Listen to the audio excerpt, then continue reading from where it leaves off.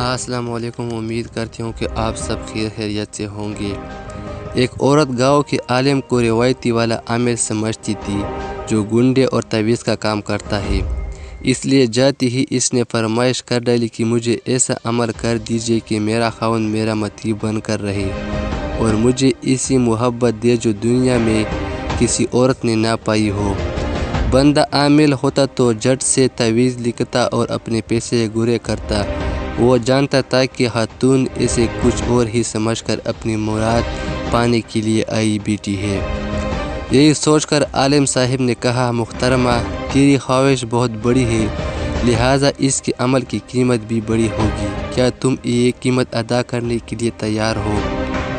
عورت نے کہا، میں بخوشی ہر قیمت دینے کے لیے تیار ہوں۔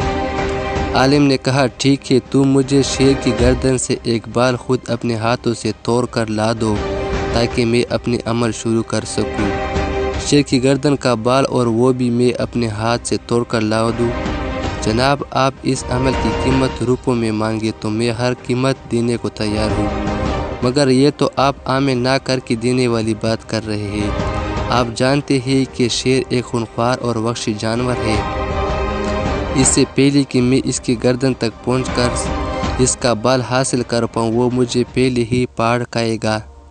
عالم نے کہا، بی بی، میں بالکل ٹھیک کہہ رہا ہوں، اس عمل کے لیے شیر کی گردن کا بال ہی لانا ہوگا اور وہ بھی تم اپنے ہاتھ سے توڑ کر لاؤ گی۔ اس عمل کو بس اسی طرح ہی کیا جا سکتا ہے۔ عورت ویسے تو مایوس ہو کر وہیں سے چلی گئی، مگر پھر بھی اس نے اپنی چند ایک راز دان سہیلیوں اور مخلص احباب سے مشورہ کیا تو اکثر کی زبان سے ہی سننے کو ملا کہ کام اتنا ناممکن تو نہیں ہے، کیونکہ شیر تو بس اسی وقت ہی خونخوار ہوتا ہے جب بھوکا ہو۔ شیر کو کھلا پلا کر رکھو تو اس کے شر سے بچا سکتا ہے۔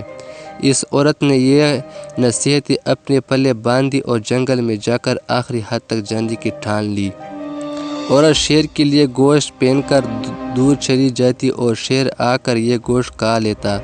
وقت کے ساتھ ساتھ شیر اور اس عورت میں الفت بڑھتی چلی گئی اور فاصلے آہستہ آہستہ کم ہونا شروع ہو گئے، اور آخر وہ دن آ ہی پہنچا جب شیر کو اس عورت کی محبت میں کوئی شک و شبہ نہ رہا تھا۔ عورت نے گوشت ڈال کر اپنا ہاتھ شیر کے سر پر پھیرا ہوا۔ شیر نے طمانینت کے ساتھ اپنی آنکھیں بوند لی۔ یہی وہ لمحہ تھا۔ عورت نے آہستگی سے شیر کی گردن سے ایک بال توڑا اور وہاں سے بھاگتے ہوئے سیدھا عالم کے پاس پہنچی۔ بال کی اس کے ہاتھ پر رکھتے ہوئے پورے جوش و خروش کے ساتھ بولی، یہ لیجیے شیر کی گردن کا بال، میں نے خود اپنے ہاتھ سے توڑا ہے۔ اب عمل کرنے میں دیر نہ لگائے تاکہ میں اپنے خاوند کا دل ہمیشہ کے لیے جیت کر اس سے ایسی محبت پا سکوں جو دنیا کی کسی عورت کو نہ ملی ہو۔ عالم نے عورت سے پوچھا، یہ بال حاصل کرنے کے لیے تم نے کیا کیا؟